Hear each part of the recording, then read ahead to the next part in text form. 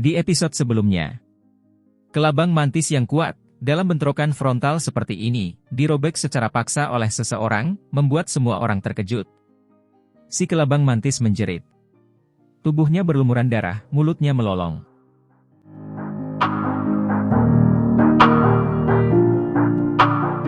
Darahnya kental. Tubuh kelabang emas gelap itu meronta-ronta, berjuang dalam kehampaan. Tubuhnya terbelah menjadi dua bagian, rasa sakitnya terlalu berat untuk ditanggungnya. Setengah bagian atas tubuhnya berusaha melarikan diri, berjuang untuk bebas, tetapi ia harus membayar harganya. Bagian tubuhnya yang lain terlepas, luka demi luka bertambah, darah kelabang berceceran di mana-mana. Semua orang tercengang. Pada saat itu, kedua ahli hebat itu memutuskan hidup dan mati, perubahan seperti ini terjadi. Kelabang mantis dikalahkan, terlebih lagi dengan cara yang menyedihkan, tubuhnya compang-camping. Siapa yang mengira pertempuran akan begitu intens, hanya dalam waktu sesingkat ini? Mereka semua merasa itu baru saja terjadi, tetapi sebenarnya sudah berakhir. Itu terlalu tiba-tiba, semua orang merasa agak sulit mempercayainya. Bagaimana mungkin ia kalah? Tubuh kelabang mantis dirobek oleh yang lain. Bukankah tubuhnya dikenal sebagai tubuh yang tegar dan tidak mudah hancur, tubuh emas yang tidak akan binasa?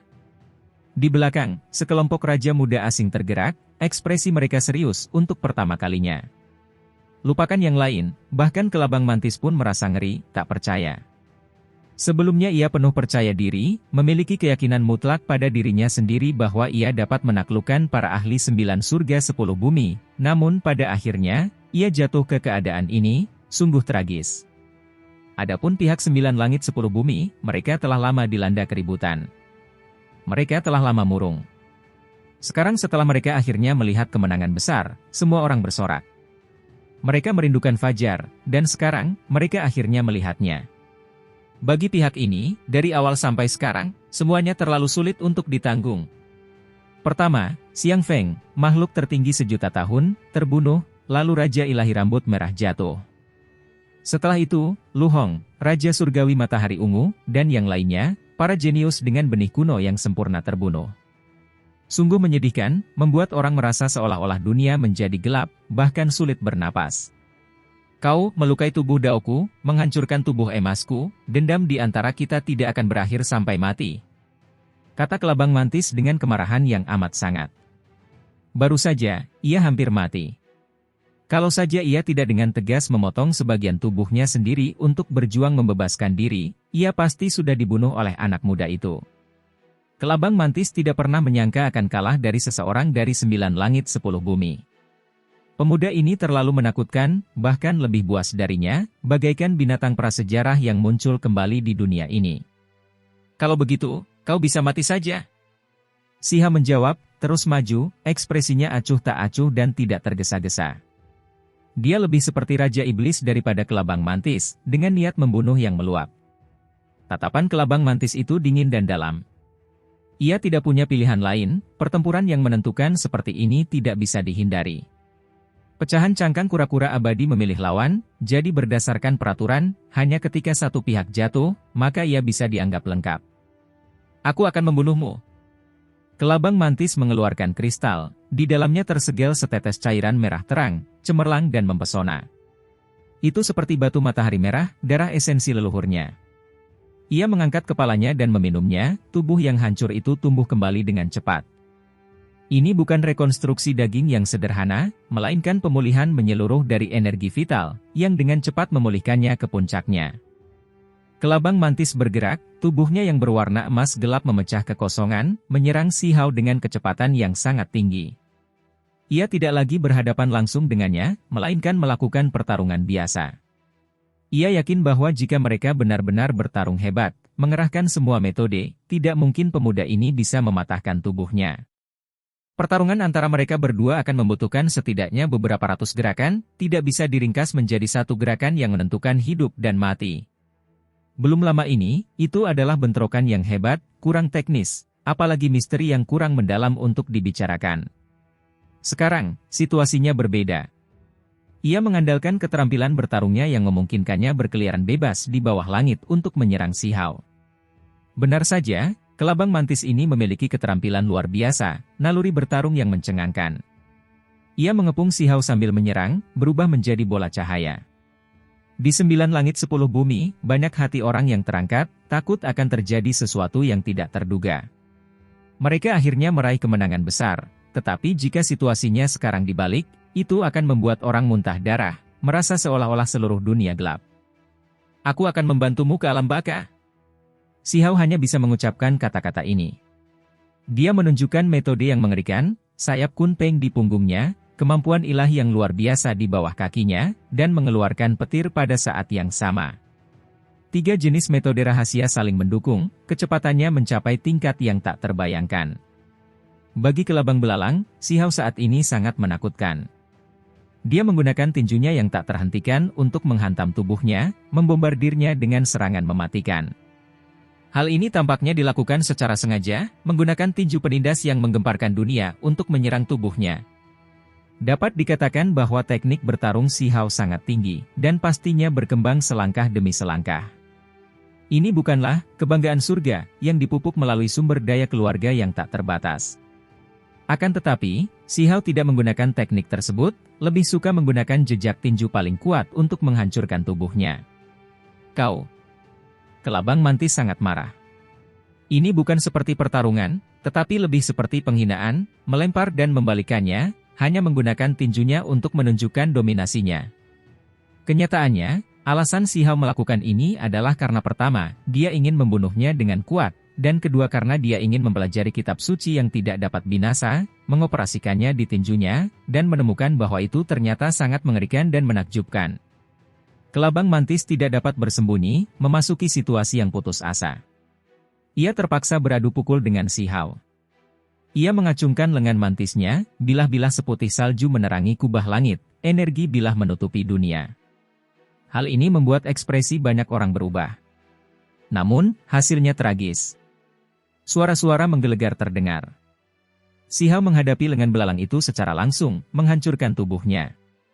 Kelabang mantis sedang putus asa.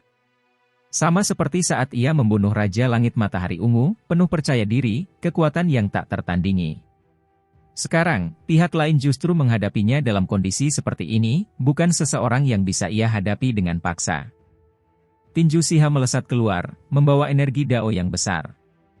Niat tinju yang besar dan tak terbatas memenuhi langit dan bumi, seolah-olah hamparan bintang yang tak terbatas muncul. Bintang-bintang besar berputar satu demi satu, menghancurkan ke bawah. Kelabang mantis memperlihatkan senyum pahit, membuatnya sulit bergerak sedikit pun. Ia tertahan di sana, menyaksikan dengan mata terbuka saat tinju itu menghantam bumi yang luas seperti komet. Tinju itu menghantam tubuhnya. Tubuh kelabang itu awalnya terhubung menjadi beberapa bagian, tetapi sekarang, ia meledak sepenuhnya, darah dan pecahan cangkang beterbangan ke segala arah. Ah, kelabang mantis menjerit, meronta, ingin melindungi roh primordialnya. Namun, tinju kanan Sihau bersinar, membawa cahaya ilahi yang cemerlang. Seolah-olah gunung berapi yang paling mengerikan meletus, magma menghubungkan langit di atas dan bumi di bawah. Kepala kelabang mantis hancur berkeping-keping. Kemudian, tinju itu menembus, pemandangan itu tetap di tempatnya, membuat semua orang terkejut. Seorang raja muda asing dari generasi ini terbunuh, hidupnya berakhir begitu saja. Mati, kelabang mantis terbunuh dalam pertempuran. Medan perang sunyi.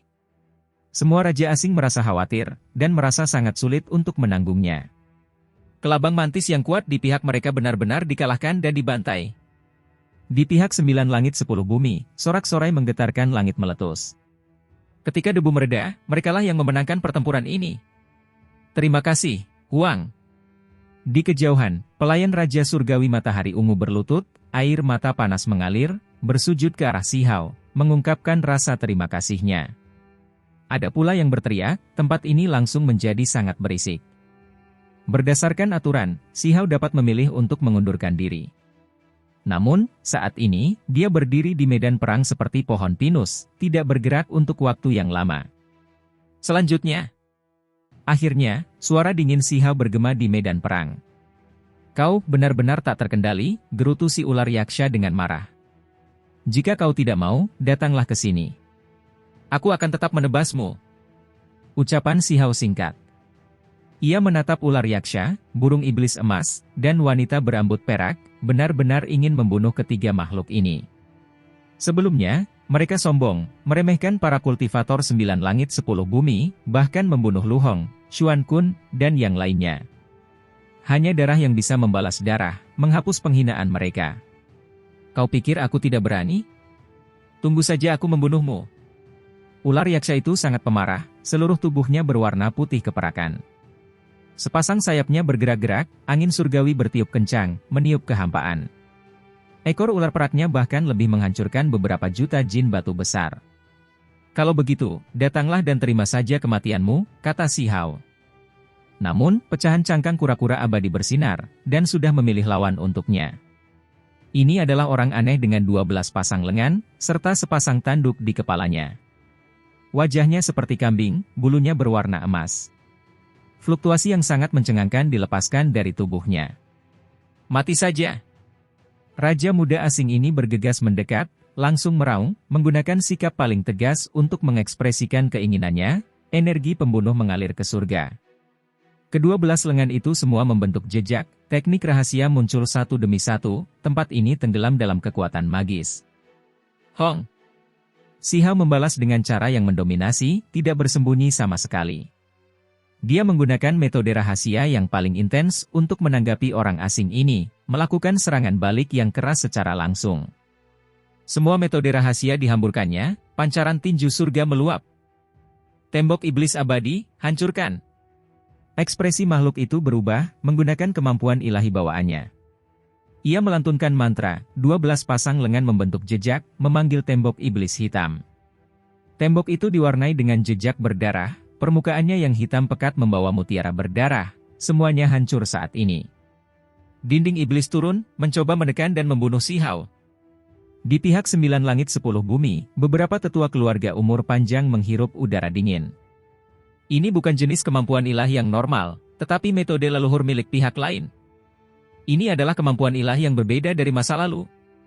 Suatu ras menguasai sejenis metode rahasia, dan semakin banyak orang yang dibunuhnya, semakin kuat metode rahasia itu, dan warisan yang diperolehnya juga secara bertahap akan menjadi semakin tangguh. Saat ini, orang bisa melihat bahwa dinding iblis hitam itu diwarnai darah, merah dari darah orang-orang kuat yang dibunuh oleh leluhurnya, ditempa melalui darah banyak makhluk. Metode leluhur, semakin kuno warisannya, semakin besar kekuatannya. Ini adalah akumulasi pembunuhan klan melalui generasi berikutnya. Tentu saja, jika keturunan generasi berikutnya ingin menggunakannya, mereka harus mengaktifkannya sendiri, memahaminya sepenuhnya sendiri. Hong! Dinding iblis hitam itu lengket karena darah. Dinding itu jatuh dari atas Si Hao, menghancurkannya dengan kuat. Apa yang disebut warisan asing hanya ini? Tidak ada yang istimewa. Si Hao berteriak singkat. Seluruh tubuhnya melonjak, beberapa jenis teknik berharga saling tumpang tindih. Dia meletus dengan kekuatan yang mendominasi, menghadapinya secara langsung. Di belakangnya, rantai-rantai dewa yang terbuat dari cabang-cabang pohon willow terbentuk satu demi satu. Rantai-rantai itu menyerbu ke dinding hitam, ingin menembusnya. Petir menyambar tanpa henti, disertai kekacauan purba. Guntur menyambar, seluruh tubuh Si Hao melepaskan listrik, menghantam dinding itu. Kemudian, seekor kunpeng muncul, mengembangkan sayapnya, menopang dinding iblis hitam di punggungnya, menjungkir balikannya dengan kuat, lalu menyerangnya dengan ganas. Teknik-teknik berharga meletus satu demi satu, Si Hao menyerang dengan metode paling kuat. Akhirnya, dengan suara gemuruh, dinding iblis hitam itu pecah, lalu meledak, hujan darah berhamburan ke bawah. Dinding itu hancur total. Cara leluhur itu gagal, membuat ekspresi makhluk berlengan 12 itu menjadi pucat, mulutnya mengeluarkan banyak darah. Ia terhuyung mundur, menderita serangan balik yang paling mengerikan. Si Hao tidak memberinya kesempatan, sudah lama menyerbu, membentuk jejak tinju. Serangkaian demi serangkaian cahaya tinju meletus, semuanya menghantam dengan dahsyat. Kau, makhluk ini terkejut dan marah, sekaligus merasa takut. Ia tidak cocok, merasakan aura kematian. Pada akhirnya, tinju Si Hao menghancurkannya. Serangan itu tidak dapat dihentikan sama sekali, seluruh tubuhnya meledak menjadi hujan darah, mewarnai langit menjadi merah. Raja muda asing kedua jatuh. Medan perang ini menjadi sangat sunyi, semua orang memandang Si Hao. Selanjutnya, Si Hao berkata dengan dingin, kekuatannya tak tertandingi. Dia menepati janjinya, ingin menghadapi semua orang dengan kekuatannya sendiri. Kamu, di sisi lain, sekelompok raja muda terkejut dan marah. Burung iblis emas, wanita berambut perak, ular yaksha, dan yang lainnya bahkan semakin menggigil dalam hati, karena saat ini, Si Hao sedang menatap mereka. Kalian semua tidak bisa melarikan diri. Karena totalnya ada 10 orang, datanglah satu persatu, semuanya akan beres, kata Si Hao dingin. Bagaimana mungkin raja-raja muda asing itu tidak merasa khawatir dan marah? Anak muda di atas panggung itu benar-benar berkata selanjutnya, sikapnya terlalu riang. Apakah dia meremehkan mereka? Bagi mereka, sikap acuh tak acuh dan penghinaan seperti ini sungguh merupakan bentuk penghinaan. Siapa yang berani mengabaikan mereka seperti ini, meneriaki mereka dengan santai? Aku akan membunuhnya, kata ular yaksha dengan suara rendah. Tubuh peraknya bersinar, melepaskan untayan demi untayan simbol. Selain burung iblis emas yang semakin khawatir, mata raja-raja muda lainnya memancarkan cahaya dingin. Orang itu terlalu tak terkendali, mereka harus memberinya pelajaran yang tak terlupakan, harus menekan dan membunuhnya. Darah di tanah sangat kental, merah cerah membawa sejenis warna emas muda, darah raja-raja asing muda yang baru saja meninggal. Setelah orang aneh itu terbunuh, ia berubah menjadi wujud aslinya, seekor kambing emas. Pantas saja wajahnya seperti kambing, di kepalanya ada sepasang tanduk, tubuh aslinya persis seperti ini. Bulunya yang keemasan bersinar, sangat cemerlang, darahnya mengalir dengan energi esensi bawaan yang menakjubkan. Kedua belas lengan itu semuanya berubah menjadi kaki kambing, kokoh dan kuat. Hanya saja, saat ini, ia telah hancur berkeping-keping, karena diledakkan oleh Si Hao. Hanya tubuh yang hancur tertinggal dan mengeluarkan cahaya keemasan, tergeletak di tanah. Itu seperti halnya kelabang mantis, setelah pertempuran, ia hancur berkeping-keping akibat serangan Si Hao, daging dan darah berceceran di mana-mana. Bantu aku membungkus kambing ini dan kelabang mantis itu dengan benar, kata Si Hao kepada semut emas kecil dan Cao Yusheng di belakangnya. Semua orang tercengang, tetapi mereka segera mengingat sifatnya. Mereka semua terdiam, karena mereka tahu untuk apa dia menyimpan mayat-mayat itu. Aku akan membunuhmu, teriak ular yaksha. Jika aku diberi kesempatan untuk naik, aku pasti akan membunuhnya, kata seorang raja berjubah putih. Dia sangat kuat, berdiri di sana. Kekosongan di sekelilingnya terdistorsi, beberapa orang merasakan ketakutan yang besar terhadapnya. Tidak pernah ada orang yang berani mengancam dan merendahkan kita. Eksekusi saja orang ini, kata yang lain. Selanjutnya, Si Hao tidak bisa berkata apa-apa lagi, hanya kata ini, suaranya bergema di angkasa. Hal ini membuat ekspresi makhluk-makhluk di sisi lain berubah. Mata raja-raja muda itu memancarkan cahaya tajam, rambut panjang tebal beberapa orang bahkan berkibar, auranya mengintimidasi. Adapun mereka yang berasal dari 9 langit 10 bumi, mereka semua melampiaskan gelombang kebencian, seolah-olah mereka telah memakan buah ginseng, semua pori-pori mereka mengendur, merasa sangat nyaman. Dari awal hingga sekarang, 9 surga 10 bumi terus-menerus dikalahkan, para pahlawan mati satu demi satu. Itu sangat tragis, atmosfernya sangat terbatas. Sekarang, Si Hao memperoleh 2 kemenangan besar berturut-turut untuk pihak mereka, mengubah segalanya, menghilangkan kesuraman mereka, membuat darah mereka mendidih. Orang-orang tidak dapat menahan diri untuk berteriak, menyemangati Si Hao. Huang, kau telah membunuh mereka dengan baik. Kau tak terkalahkan, bunuh mereka. Balas dendam untuk mereka yang telah mati. Si Hao menatap ke depan. Yang paling ingin dibunuhnya adalah ular yaksha, burung iblis emas, dan yang lainnya. Ia benar-benar berharap mereka dapat mengambil inisiatif untuk maju, karena pemenang memiliki kesempatan untuk memilih seperti ini. Sama seperti saat dia memenangkan 2 pertempuran besar, dia masih berdiri di sini untuk terus berjuang. Di saat yang sama, dia juga bisa memilih untuk mundur. Tidak seorang pun berani bertindak kurang ajar seperti ini sebelum kita. Dia harus dibunuh dengan cara yang paling sederhana dan langsung, yaitu memenggal kepalanya. Pemuda berjubah putih itu berbicara lagi. Sosoknya sangat tinggi. Ketika dia berbicara seperti ini, ada orang-orang di sekitarnya yang mengangguk, menyetujui kata-katanya. Pada saat ini, fragmen cangkang kura-kura abadi bersinar, disertai dengan energi yang kacau. Fragmen itu melayang ke atas, dan kemudian dengan suara ci, pecahan cangkang terbang keluar, memilih lawan Si Hao. Semua orang menjadi terkejut, karena pecahan kerang itu mendarat di hadapan pemuda berjubah putih itu, kebetulan saja memilihnya. Banyak orang yang melihat ke arah mereka, menunjukkan ekspresi terkejut. Hal itu memberinya kesempatan ini, membuatnya maju dan bertarung melawan pemuda bernama Huang. Bagus sekali, takdir surgawi itu sangat dalam, keinginanku terkabul hanya dengan berbicara. Bahkan surga mengakuiku, ingin aku menekan dan membunuh orang ini. Pemuda berjubah putih itu berkata dengan kejam. Ia mulai melangkah maju, berjalan menuju tempat ini, jubah putihnya berkibar-kibar. Seluruh tubuhnya memancarkan cahaya yang menyilaukan, seolah-olah dewa perang bangkit kembali, siap turun dengan gagah perkasa ke dunia ini. Bunuh dia! Saat orang ini bergerak, beberapa anak muda dari seberang berteriak, mulut mereka menyerukan pembunuhan, menyuruhnya membunuh Si Hao dengan cara paling ampuh, memperlihatkan kekuatan yang tak tertandingi. Mata Si Hao tampak jernih, dengan tenang menunggu orang ini maju terus. Pemuda ini tidak ternoda oleh setitik debu pun, bahkan kaos kakinya berwarna putih salju, kulitnya halus seperti batu giok, dapat disebut sebagai pria yang sangat tampan. Dia seperti anak takdir. Saat ia berjalan, langit dan bumi bergerak, bergemuruh dengan hidung. Bumi besar di bawah kakinya bahkan lebih retak, gunung-gunung runtuh, batu-batu raksasa beterbangan, menyebarkan awan-awan di langit.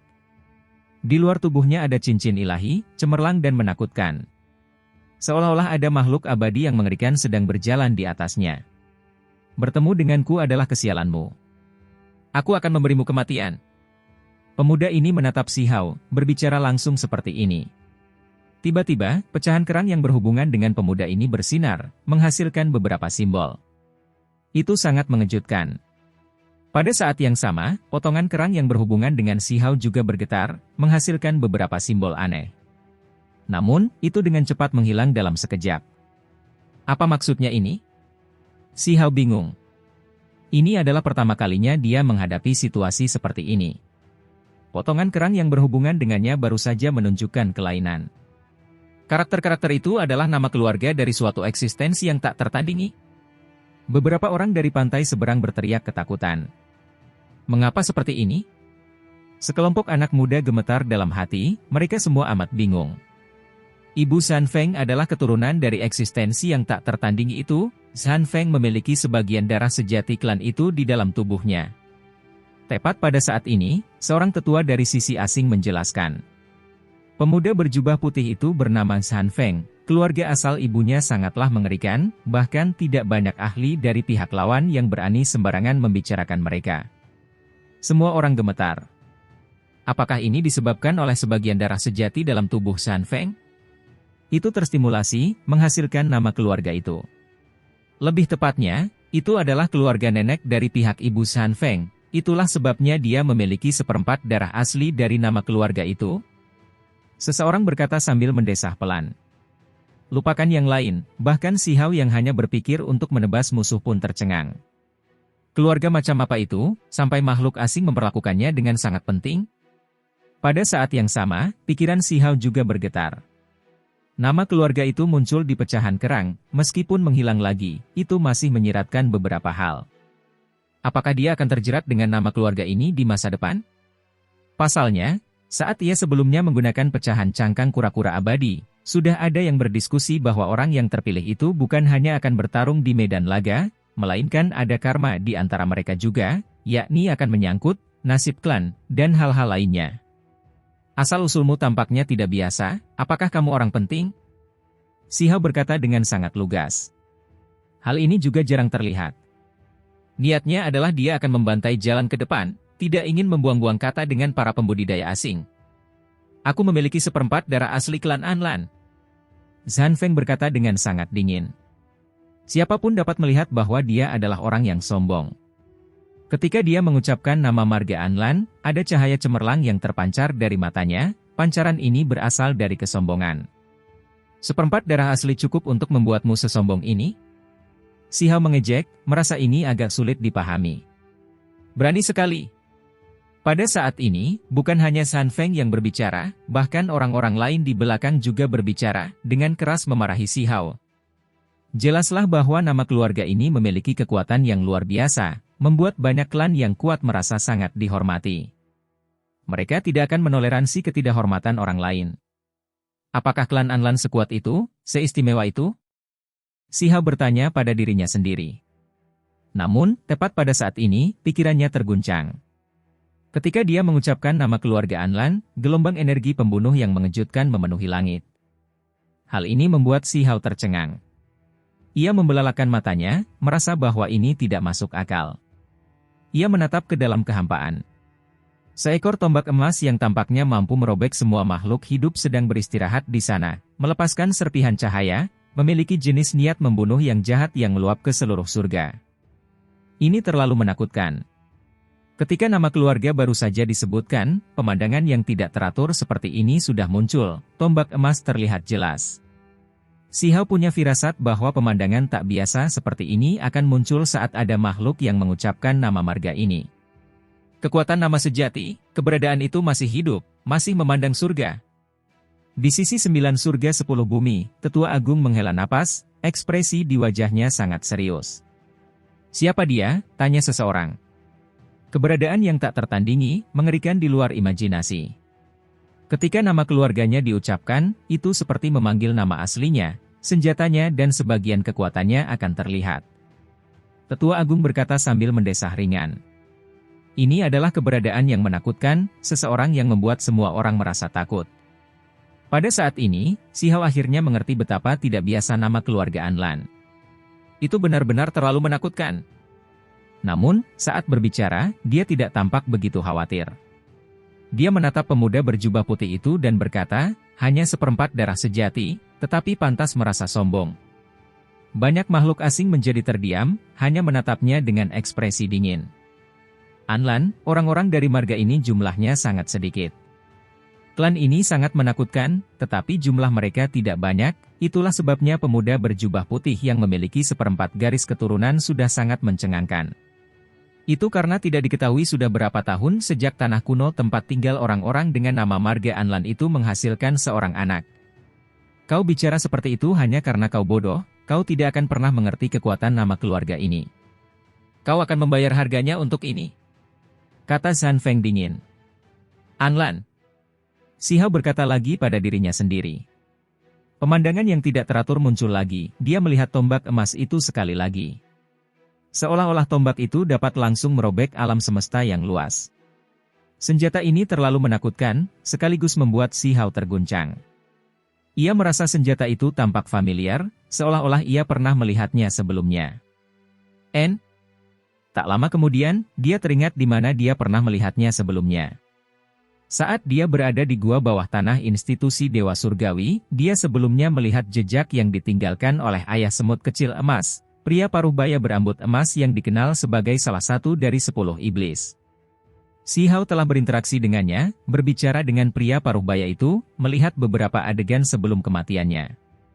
Saat itu, salah satu dari 10 makhluk jahat, si manusia berambut emas, semut bertanduk surgawi dengan kekuatan dewa tak tertandingi, sebelumnya telah menghadapi serangan makhluk tak tertandingi, yang melukainya dan membuatnya berdarah. Kesan paling dalam yang ditinggalkan si Hao adalah bahwa pada saat kritis terakhir, tombak panjang emas merobek kosmos yang luas, tiba-tiba turun, menembus tubuh semut bertanduk surgawi dengan suara peu. Tombak panjang ini, itu dia. Ekspresi si Hao langsung berubah total. Klan Anlan tidak akan mentolerir penistaan apapun. Ketidakhormatanmu harus dibalas dengan darah. Tebuslah dosamu, teriak pemuda berjubah putih Zhan Feng. Anlan, hanya dengan menyebut nama keluarga ini saja sudah cukup untuk menyentuh kekuatan nama yang sebenarnya. Seberapa mengerikankah ini? Ini adalah kekuatan yang hanya dimiliki oleh para ahli yang tak tertandingi dari pihak lain. Dikabarkan bahwa pemilik pot peleburan abadi juga memiliki kekuatan setingkat ini. Lupakan saja orang sepertimu yang memiliki seperempat darah asli, bahkan jika orang berdarah murni datang, dia pasti akan mati di tanganku, terbunuh tanpa kecuali. Itulah jawaban si Hao, kata-katanya penuh kekuatan. Berani sekali. Zhan Feng mencaci maki, mengambil tindakan. Ketika pihak lain mengatakan kata, berdarah murni, bukankah ini mengejeknya karena menjadi ras campuran? Zhan Feng melangkah keluar, jubah putihnya berkibar-kibar diterpa angin surgawi. Lengan bajunya yang besar bergerak, Sejumlah besar energi pembunuh mengalir keluar, berusaha menekan dan membunuh Si Hao. Dia sangat sombong, saat dia bertindak, kekuatannya sangat dahsyat. Saat lengan bajunya bergerak, bintang-bintang berkelap-kelip, seolah-olah ada kubah bintang yang berputar di dalam lengan bajunya, membawa kekuatan yang mengerikan. Si Hao menghadapi serangan jenis ini secara langsung. Lengannya bergerak, seolah-olah seekor peng langit hijau mengembangkan sayapnya, melesat ke langit. Itu benar-benar Kun Peng yang mengembangkan sayapnya seperti awan yang menutupi langit, luas dan tak terbatas. Ia dapat langsung menyerbu kosmos, menghancurkan bintang-bintang surgawi, kekuatannya tak terukur. Pada saat ini, Si Hao langsung menggunakan metode Kun Peng, hukum alamnya sangat misterius, menghancurkan lengan besar yang berisi kekuatan bintang menjadi berkeping-keping. Tempat ini segera diselimuti oleh cahaya cemerlang. Hah! Zhan Feng terkejut. Dia memang punya kualifikasi untuk menjadi sombong, kekuatannya hebat, mampu dengan mudah mengalahkan orang lain di antara rekan-rekannya, namun sekarang, mereka baru saja memulai, namun lengan baju itu sudah hancur. Seolah-olah sejumlah besar kupu-kupu beterbangan, lengan baju yang rusak berubah menjadi potongan-potongan, berhamburan di langit. Ekspresi Zhan Feng menjadi dingin. Dia sangat tampan, meskipun dia bukan manusia, dia tampak tidak berbeda dari manusia. Tidak ada yang tahu seperti apa wujud aslinya.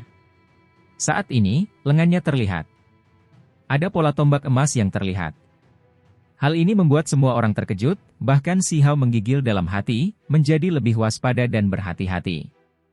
Itu karena dia sudah tahu bahwa Zhan Feng memiliki seperempat darah asli klan Anlan, memiliki kekuatan yang tak terduga dan misterius. Setelah tidak menghormati klan Anlan seperti ini, kau harus membayar harganya. Teriak Zhan Feng dingin, berjalan selangkah demi selangkah. Di sekelilingnya, kekosongan yang terdistorsi, cahaya yang sangat tajam muncul.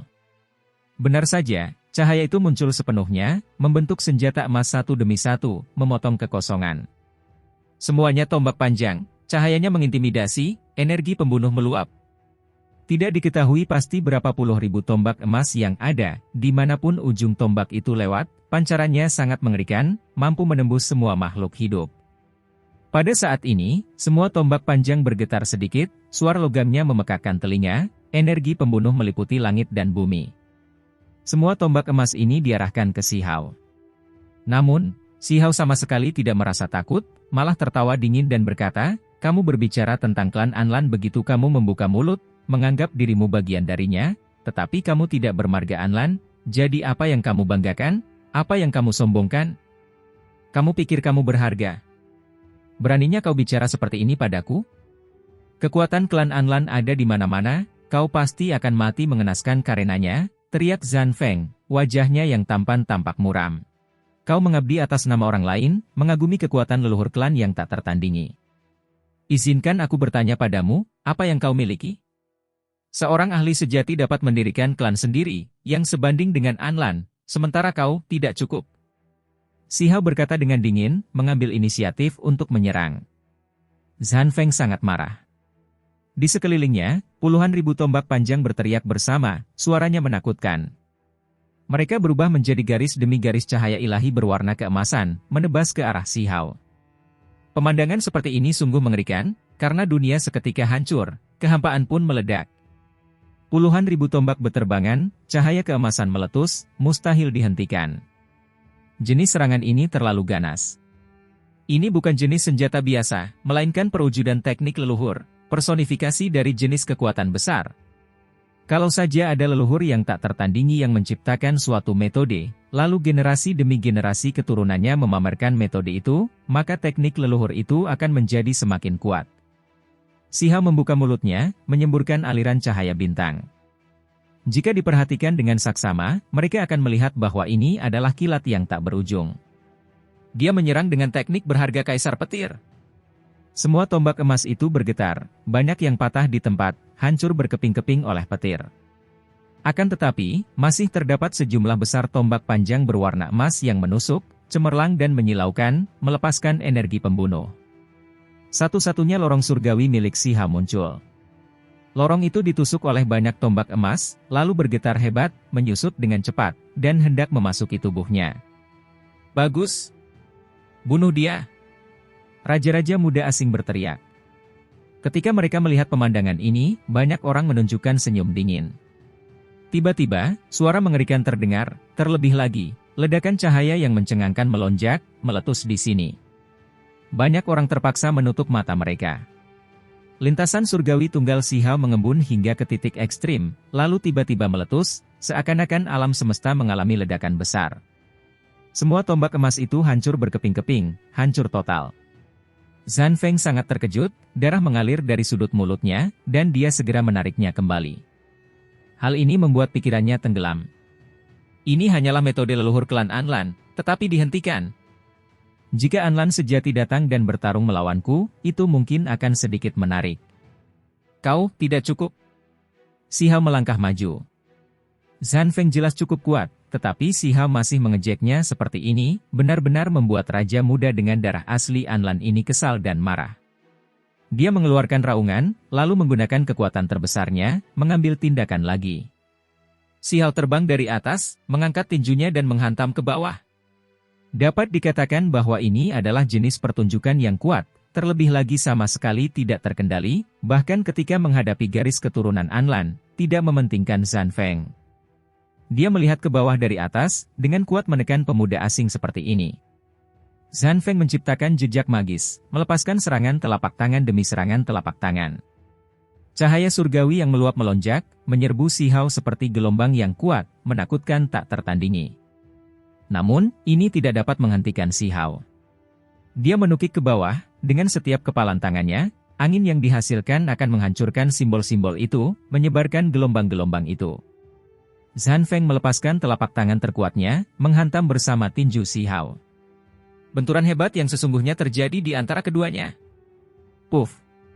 Tragis sekali, keyakinan Zhan Feng goyah, karena tangannya patah, darah mengalir deras, seluruh lengannya terpelintir. Dia terhuyung mundur, wajahnya agak pucat.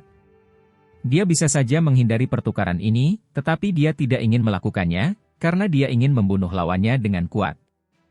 Namun, hasilnya sangat pahit. Kekuatan fisiknya kalah dari lawannya. Zhan Feng mengeluarkan suara gemuruh, cahaya berdarah berkelap-kelip, tangan itu pulih. Ketika seseorang mencapai alam kultivasi ini, seseorang dapat menumbuhkan kembali anggota tubuh yang patah, apalagi fakta bahwa ia baru saja menelan pil dewa. Ia bergegas lagi. Pertarungan sengit pun terjadi. Zhan Feng menghindari serangan Si Hao, tidak benar-benar menghadapinya secara langsung. Namun, tiba-tiba, saat mereka kembali berhadapan, Zhan Feng tak lagi menghindar, mengacungkan tangan kanannya, menyerang ke depan. Pola-pola terjalin, meletus dalam kehampaan. Gelombang aura yang mengerikan menutupi langit dan bumi, seolah-olah seekor binatang purba primitif berjalan dari saat dunia pertama kali terbuka, ingin membunuh makhluk-makhluk di dunia ini. Itulah pola-pola di lengan Zhan Feng, pola tombak emas di lengannya bangkit kembali, terbentuk dari semua jenis simbol Dao besar. Saat ini, mereka benar-benar terpisah dari tubuhnya, menghasilkan seberkas cahaya emas, terbang ke arah Si Hao. Itu terlalu cepat, sama sekali tidak mungkin dihindari. Terlebih lagi, kekuatan semacam itu terlalu menakutkan, kekosongan runtuh. Senjata milik orang lain di sekitarnya berteriak, benar-benar ingin tunduk, gemetar. Fluktuasi yang luar biasa muncul. Zhan Feng akan membalikan situasi hanya melalui pola tombak di lengannya. Setiap orang dari klan Anlan memiliki tombak emas di tangan mereka. Ini adalah pola alami, semakin kuat kekuatan semakin murni garis keturunannya. Pada saat ini, seorang tetua asing berkata, mengungkapkan keadaan sebenarnya. Situasinya menjadi sangat berbahaya. Di belakang Si Hao, banyak orang berteriak kaget, ekspresi mereka berubah pucat pasi. Apakah kemenangan besar yang diperoleh melalui kerja keras akan berakhir di sini? Jika Si Hao meninggal di sini, maka itu pasti akan menjadi kehilangan yang sangat berat, pukulan mental yang akan dialami semua orang terlalu besar. Saat ini, pikiran Si Hao menjadi berat. Dia tidak pernah menyangka teknik leluhur asing itu begitu mengerikan. Semua ini karena darah sejati klan Anlan yang dimiliki Zhan Feng. Si Hao tidak menggunakan teknik berharga lainnya. Saat ini, dia hanya memiliki dua kata dalam benaknya, kitab suci yang tidak dapat dihancurkan. Ia sangat berani, tidak ingin meraih kemenangan melalui stabilitas, tetapi ingin menguji hasil kitab suci yang tidak dapat binasa. Selama beberapa hari terakhir ini, dia telah berusaha memahami kitab suci ini sepanjang waktu, memiliki sejumlah pencapaian. Ini terutama terjadi ketika dia menggunakan ini untuk menopang tangannya, itu sangat menakjubkan, tidak ada yang tidak bisa diatasi. Makna sebenarnya dari kitab suci yang tidak dapat binasa sudah tampak di tangan Si Hao. Simbol-simbol memenuhi langit, telapak tangannya cemerlang hingga tidak dapat menjadi lebih menyilaukan lagi. Semua orang tercengang, tidak berani mempercayai matanya. Itu karena pola tombak emas di lengan San Feng dicengkeram dengan satu cengkeraman dari Si Hao. Kecepatannya luar biasa, terlalu sulit untuk dihindari. Dia benar-benar meraihnya dengan tangan kosong. Banyak orang menghirup udara dingin. Yang paling penting adalah ujung tombak emas itu menusuk jari Si Hao, mengeluarkan suara kengkiang, namun tidak dapat mengirisnya. Hong! Tombak emas itu membesar, melepaskan ledakan dahsyat dan kekuatan yang tak tertandingi. Ia ingin menekan dan membunuh Si Hao. Adapun kekuatan darah sejati Anlan, tombak panjang yang dihasilkannya melepaskan kekuatan mengerikan yang tak terbayangkan. Yang menakutkan adalah tangan Si Hao sama menakjubkannya, berkilauan seperti emas abadi. Mereka mencengkeram tombak panjang itu, mencegahnya terlepas tidak peduli seberapa keras tombak itu bergetar. Pada akhirnya, hal yang paling mengerikan terjadi. Sebuah suara gemuruh terdengar, kekuatan ilahi yang tak tertandingi digunakan, kitab suci yang tak binasa diaktifkan, menopang tangannya yang besar. Tombak panjang emas itu mulai retak. Akhirnya, dengan suara, peng, tombak panjang emas itu berhasil dipatahkan sepenuhnya oleh Si Hao. Ah! San Feng berteriak keras, wajahnya menjadi sangat pucat. Pola tombak emas di lengannya menghilang, darah sejatinya hancur. Si Hao bertindak tanpa menahan diri sama sekali, tangannya bergerak-gerak. Pola kitab suci yang tak terhancurkan itu tertahan di dalam dagingnya, tak terhentikan saat menyerang San Feng. Peng! San Feng tidak ingin berhadapan langsung dengannya, tetapi tidak punya pilihan. Itu karena dia tidak bisa menghindar, kecepatan lawan terlalu cepat, menekannya saat menyerang. Serangan ini melumpuhkan lengan San Feng, kabut darah mengepul. Lengan kanannya menghilang. Kemudian, Si Hao membentuk jejak tinju, menghantam dengan dahsyat. Adegan kematian kelabang mantis dan monster dengan 12 pasang lengan dimainkan sekali lagi. San Feng berjalan di jalan yang sama dengan mereka, jubah putihnya berlumuran darah, tidak mampu menghadapi lawannya sama sekali. Dia terpental akibat kekuatan tinju Si Hao yang tak tertandingi. Pada akhirnya, tubuhnya hancur berkeping-keping. Dia terbunuh di medan perang di hadapan semua orang. San Feng tewas dalam pertempuran. Tempat ini sunyi senyap, raja-raja muda asing benar-benar terkejut kali ini. Bahkan San Feng yang memiliki garis keturunan Anlan benar-benar tewas, terbunuh. Hal ini membuat banyak orang tercengang. Apakah ini yang disebut orang dengan darah sejati, memiliki seperempat darah sejati Anlan di dalam dirinya? Dia tidak lebih dari ini. Si Hao berkata dengan dingin. Ini adalah peristiwa besar. Keturunan Anlan benar-benar meninggal dengan kematian yang menyedihkan, membuat semua orang sedih. Si Hao akhirnya memastikan bahwa konfrontasi semacam ini pasti akan membuatnya harus berhadapan dengan klan Anlan yang beranggotakan sedikit orang. Tidak heran jika fragmen cangkang kura-kura abadi menunjukkan kelainan, itu menyentuh nasib klan dan hal-hal lainnya. San Feng benar-benar mati. Para ahli asing akhirnya kembali ke dunia nyata. Kemudian, banyak orang mengeluarkan teriakan pelan ini. Berikutnya, Si Hao berbicara, suaranya acuh tak acuh dan kejam, bergema di medan perang ini. Raja asing muda lainnya tewas. Mungkinkah Si Hao benar-benar akan terus bertarung? Semua orang melihat ke arah Si Hao, merasa seperti dia benar-benar bisa membunuh sekelompok raja sendirian. Ini adalah, selanjutnya, lagi. Namun, sekarang, raja-raja muda asing itu merasa sangat berbeda. Tidak ada yang lebih mengerikan dari ini. Sebelumnya, saat Si Hao pertama kali berkata selanjutnya, banyak orang merasa dia seperti sedang mencari kematian, tidak mengetahui luasnya langit dan bumi, jadi mereka hanya mengejeknya. Namun, sekarang, banyak makhluk menjadi waspada. Hasil pertempuran sudah di depan mata mereka. Ini bukan omong kosong, tetapi dihasilkan dengan membunuh. Sekarang bahkan keturunan Anlan terbunuh, tidak ada yang berani meremehkannya. Siapa yang bisa meremehkan pemuda ini? Ini benar-benar makhluk muda agung yang menakutkan, seseorang yang bisa membunuh raja. Menjijikan, semut ini benar-benar ingin melahap naga surgawi. Seorang aneh muncul dari keturunan yang kalah. Si ular yaksha merasa sulit menerima hal ini, meremehkan pihak lain seperti ini. Tubuhnya berwarna perak, ekor ularnya yang tebal bergerak-gerak di sana. Sebelumnya ia ingin bertindak, tetapi sekarang, ia merasa khawatir, merasa takut terhadap Si Hao.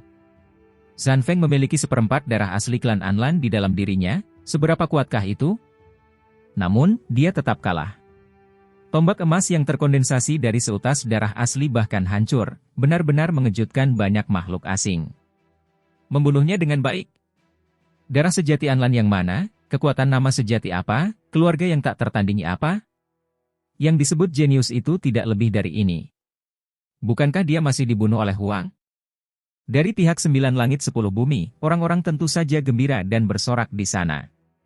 Semua wajah para kultivator muda menunjukkan kecemerlangan. Kemenangan besar berturut-turut ini benar-benar meningkatkan moral mereka. Hal utamanya adalah kekalahan-kekalahan sebelumnya membuat mereka semua merasa tercekik.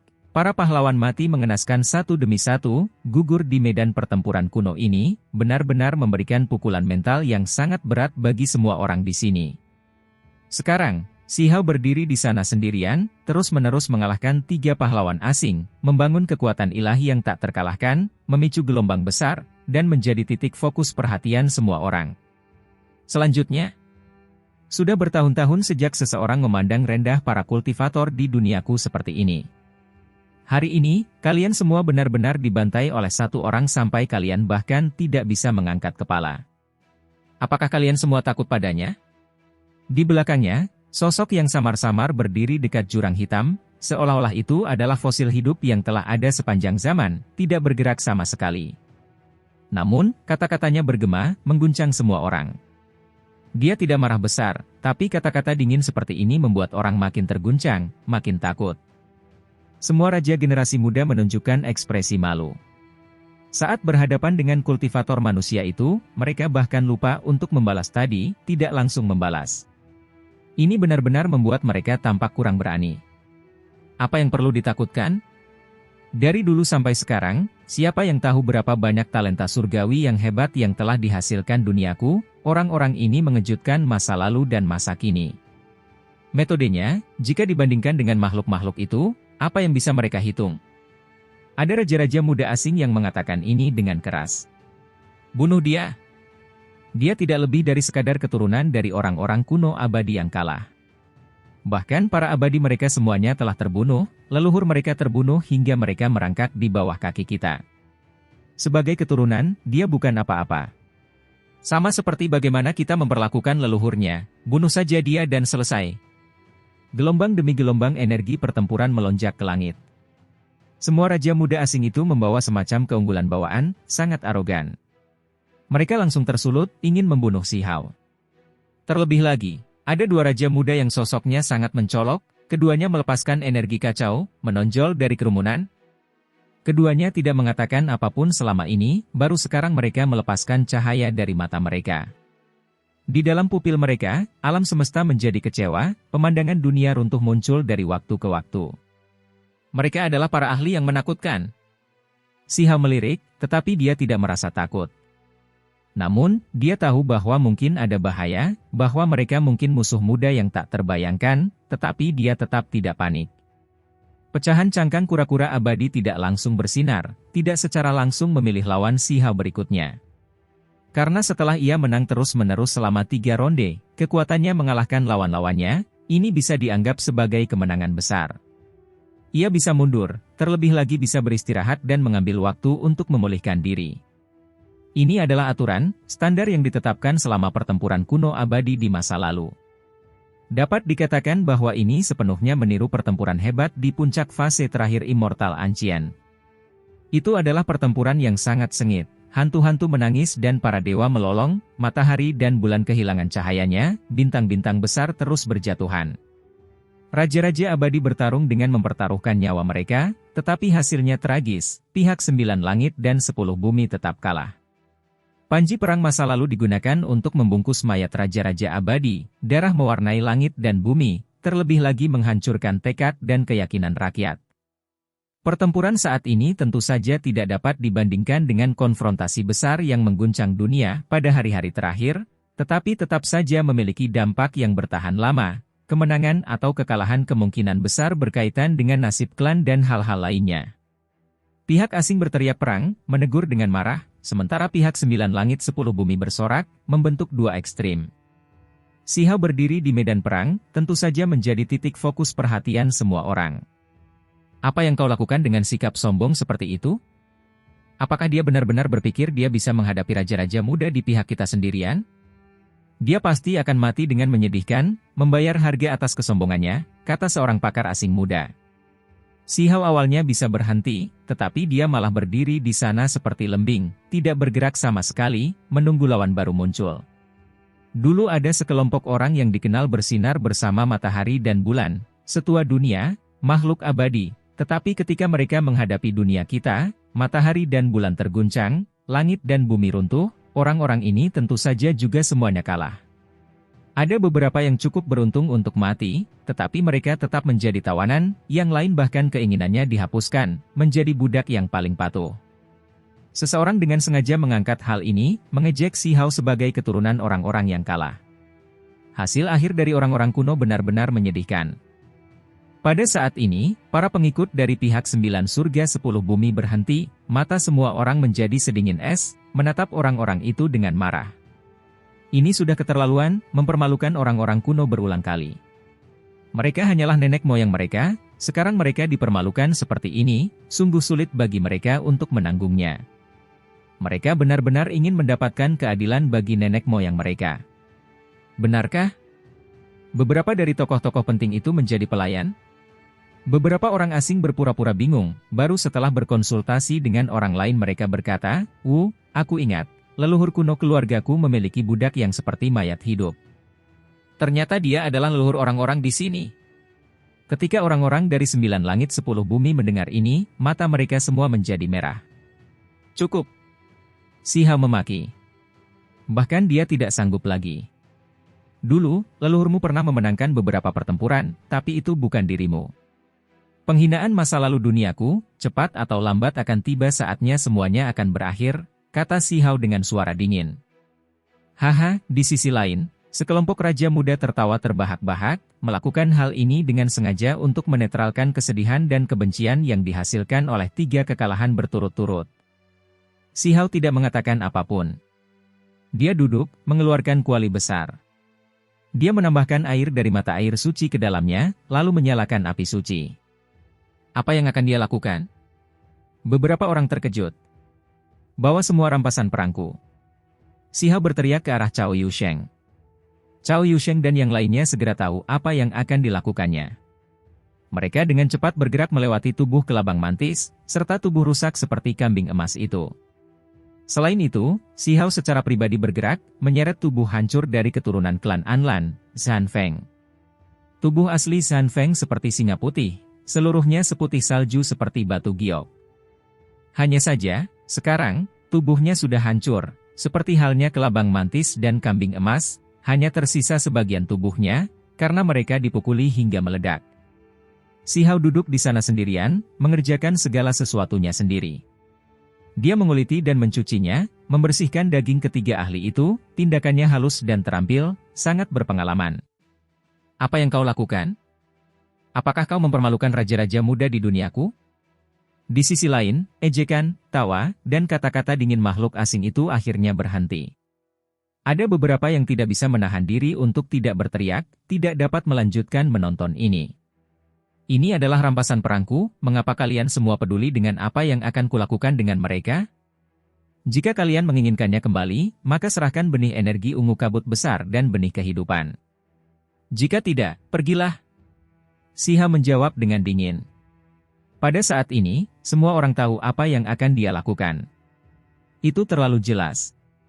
Kelabang mantis, kambing emas, dan Zhan Feng diperlakukan seperti bahan makanan. Setelah bangkai mereka dibersihkan, mereka dimasukkan ke dalam kuali untuk direbus. Apakah kau ingin mati? Di sisi lain, ada orang-orang yang sudah hampir menjadi gila, berteriak-teriak, benar-benar marah. Raja-raja muda asing yang mulia itu justru diperlakukan seperti makanan oleh yang lain, terlebih lagi disantap di medan perang. Ini sungguh merupakan bentuk rasa malu yang luar biasa. Tutup mulut kalian. Kalau kalian tidak bisa menerima ini, datang saja dan serahkan nyawa kalian. Aku akan makan makanan lain.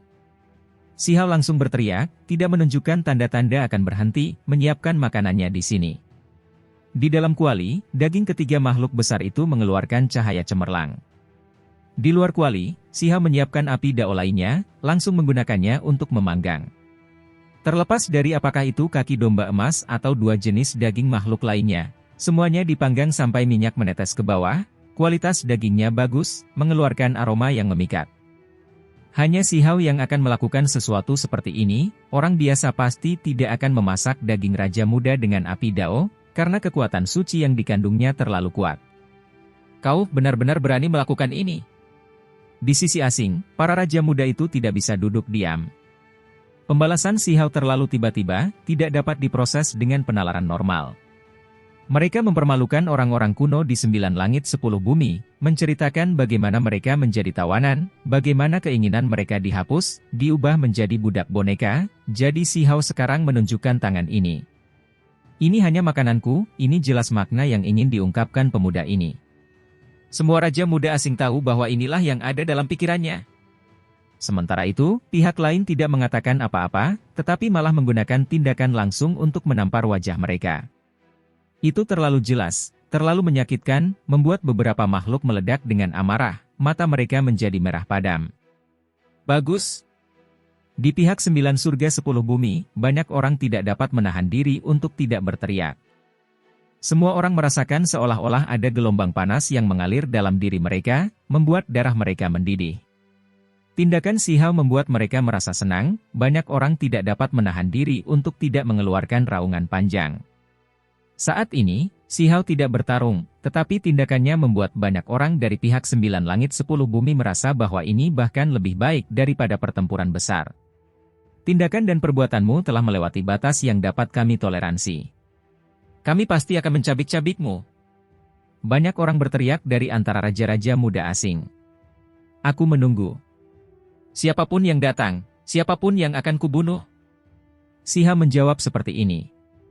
Kemudian, aroma daging tercium keluar, dan garis-garis cahaya energi esensi juga dilepaskan. Harus dikatakan bahwa esensi yang terkandung dalam 3 raja besar itu terlalu menakjubkan. Ini jelas merupakan obat penyembuhan yang hebat, sebanding dengan buah ginseng tingkat dewa. Saya adalah orang yang hanya punya satu keinginan, yaitu mencicipi semua makanan lezat di dunia. Ini pertama kalinya saya akan menikmati makanan dari negara lain. Ini benar-benar tidak buruk, terlalu lezat. Si Hao berdiri di medan perang sendirian, mulai memakan potongan daging keemasan. Daging itu ditemani oleh sejumlah besar cahaya warna-warni yang membawa keberuntungan. Aku akan membunuhmu. Orang-orang di seberang berteriak, benar-benar terpancing. Banyak dari mereka yang mendidih karena marah sampai-sampai mereka akan pingsan. Mereka belum pernah mengalami penghinaan seperti ini sebelumnya. Mantis, seekor kambing emas, dan seekor singa putih dengan darah asli Anlan. Ketiganya adalah hewan darat, jadi sekarang setelah mereka dimasak bersama, aku harus memberinya nama. Kurasa triple delik cukup cocok. Si Hao makan sambil berbicara tidak jelas. Aroma daging yang kuat tercium, baunya hampir melelehkan lidah. Di pihak 9 langit 10 bumi, ketika semua orang mendengar ini, mereka awalnya terdiam, kemudian mereka semua tertawa terbahak-bahak.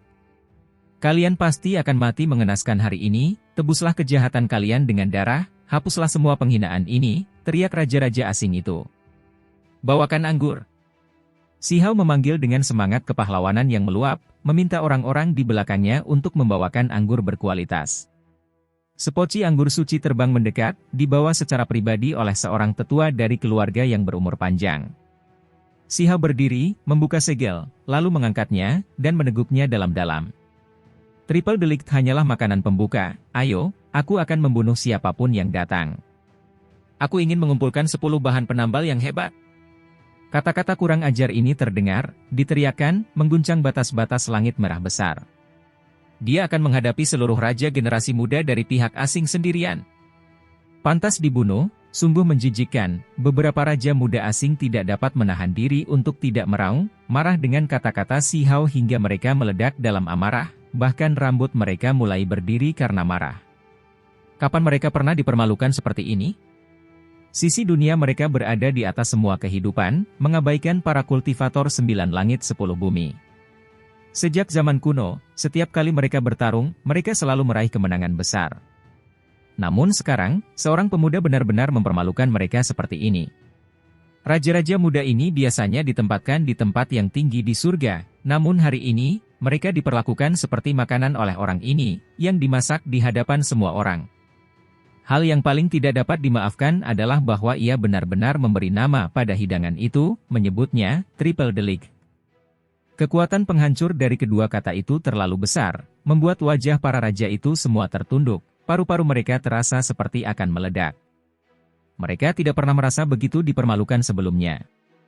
Mereka adalah raja-raja asing yang masih muda, namun mereka bertiga bersama-sama diberi nama seperti ini pasti akan menjadi bahan tertawaan. Mereka membayangkan bahwa karena sifat merusak dari nama Triple Delik, hal itu akan menyebar ke seluruh negeri. Jika ini terjadi, semua klan yang mengetahuinya, hal itu mungkin akan tercatat dalam sejarah. Satu pihak merasa sangat marah, sedangkan pihak lain tertawa terbahak-bahak. Sejak pertempuran dimulai, para kultivator 9 langit 10 bumi tidak pernah merasa segembira sekarang.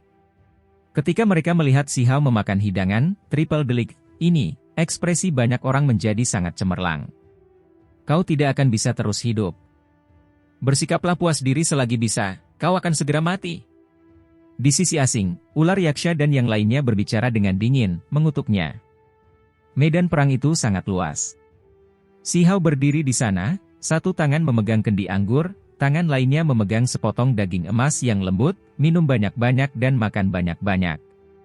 Dia tidak memarahi orang-orang itu, karena kata-kata yang seharusnya diucapkan sudah diucapkan. Saat ini, dia tenang, hanya memuji kualitas dagingnya, rasanya yang luar biasa, betapa dia belum pernah mencoba sesuatu seperti ini sebelumnya, bahwa ini adalah makanan lezat tingkat atas di dunia ini. Pihak yang lain memaki-maki dia, mengumpat dengan keras, dan mengancam akan membunuhnya. Akan tetapi, Si Hao tetap tenang seperti itu, hanya pancaran tajam yang sesekali melintas di matanya, bagai kilatan petir yang menyambar malam gelap, menusuk ke dalam jiwa seseorang. Singa putih itu memiliki darah asli klan Anlan di dalam tubuhnya, rasanya tidak buruk, memiliki aroma yang khas. Komentar Si Hao. Ketika kata-kata ini terdengar, pihak lain menjadi tenang, para kultivator asing itu terkejut, marah, dan takut. Berani sekali anak muda ini, apakah dia benar-benar akan menyinggung klan Anlan sampai akhir? Mereka merasa pemuda ini seharusnya senang karena tidak ada keturunan langsung dari klan Anlan di sini.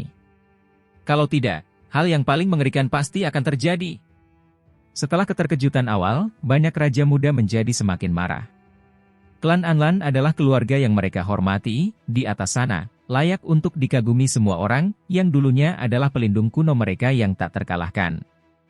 Bagaimana mereka bisa menoleransi penghujatan seorang kultivator kecil? Beberapa makhluk mencela dan mencaci maki dia, kata-kata mereka tentu saja tidak mengenakan, tetapi Si Hao berpura-pura tidak mendengar apapun, dan malah bertanya, Zhan Feng adalah singa putih, jadi seperti apa penampilan klan Anlan? Jangan bilang kalau klan Anlan yang asli juga merupakan bahan dari Triple Delik. Banyak wajah orang berkedut, merasa ini tidak dapat ditoleransi. Kata-kata ini terlalu berani, tidak peduli siapapun itu, mereka tidak dapat menghina klan Anlan seperti ini. Kelabang mantis ini rasanya tidak buruk.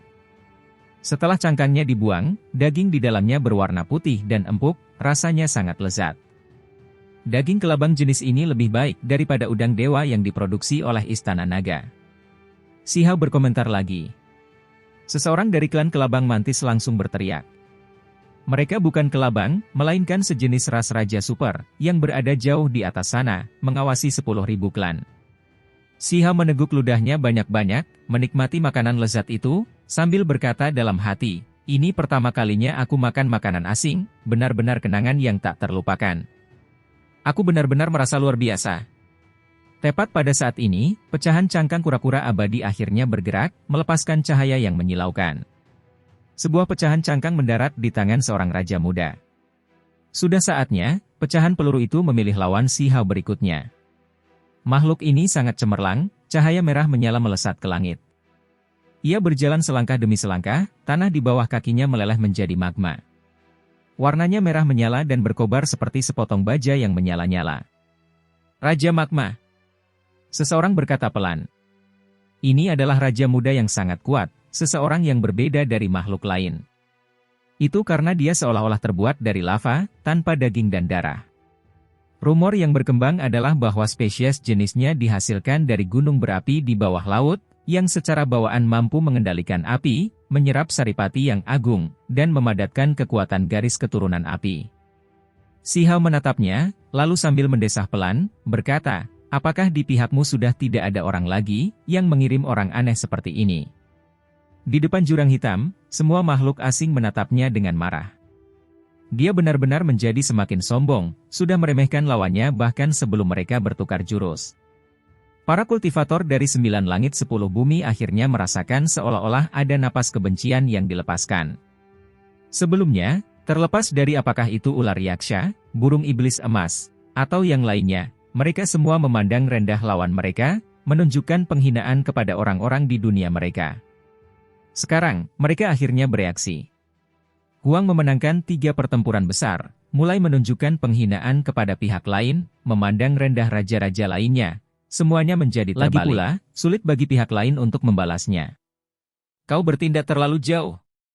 Jika kau memandang rendah raja-raja di pihak kita seperti ini, kau pasti akan dijadikan tumbal daging, teriak seorang kultivator asing.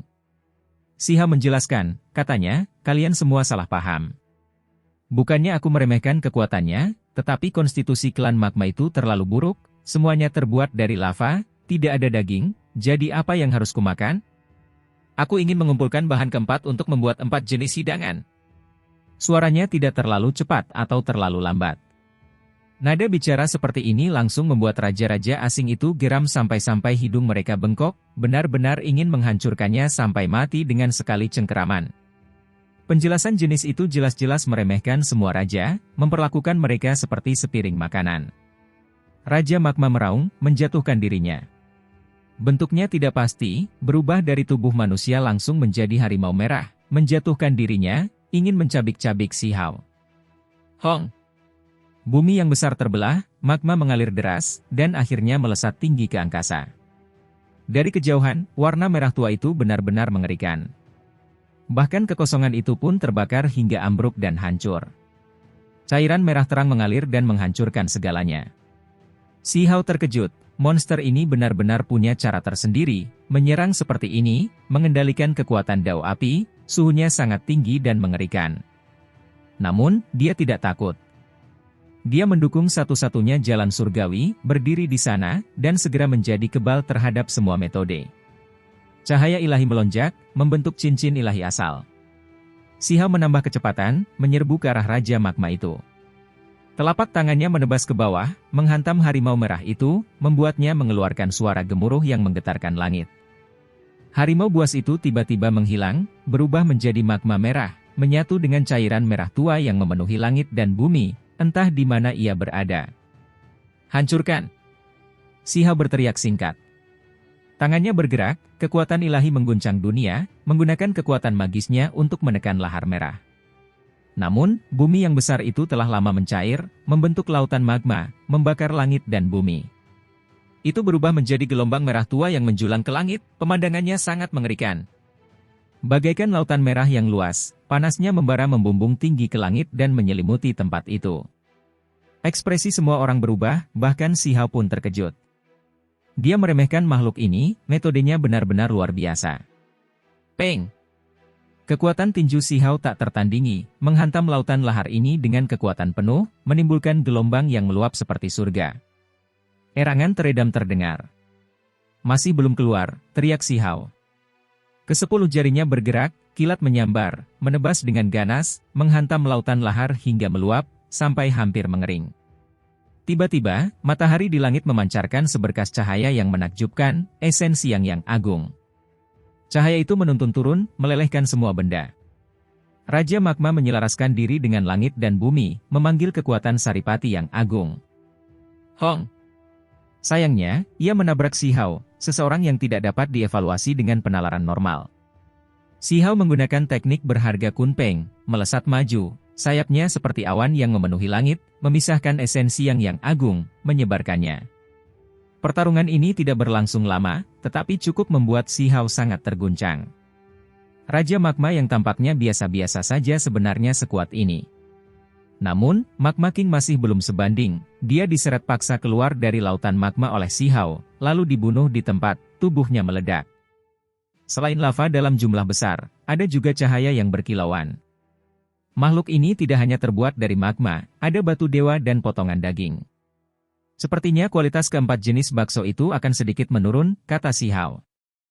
Di sisi asing, mata banyak makhluk menjadi merah. Itu hanyalah daging klan magma, awalnya batu, kemudian menghasilkan daging, itu pasti obat penyembuhan yang sangat berharga. Ada yang meyakini bahwa jenis batu yang berubah menjadi daging ini bahkan lebih baik daripada beberapa obat-obatan suci. Banyak makhluk meraung dari sisi asing. Mereka menderita 4 kekalahan berturut-turut, ini sulit bagi mereka untuk menerima, terlebih lagi semua itu dicapai oleh satu orang. Ini seharusnya tidak terjadi. Tatapan mata beberapa makhluk menjadi dalam, menatap tajam ke arah Si Hao. Si Hao juga menoleh, berteriak, ular yaksha, burung iblis emas, kalian semua harus mengerti bahwa yang paling ingin kubunuh adalah kalian berdua. Beranikah kalian datang dan bertarung? Aku bahkan akan membiarkan kalian berdua datang menyerangku bersama-sama. Ekspresi semua orang berubah. Setelah kemenangan besar keempat Si Hao, dia langsung menantang. Efeknya sungguh luar biasa. Ular yaksha dan burung iblis emas sama-sama tercengang. Jika mereka tidak menerima tantangan dalam situasi seperti ini, maka mereka akan menundukkan kepala. Bagaimana mereka bisa mengangkat kepala mereka di dunia mereka lagi?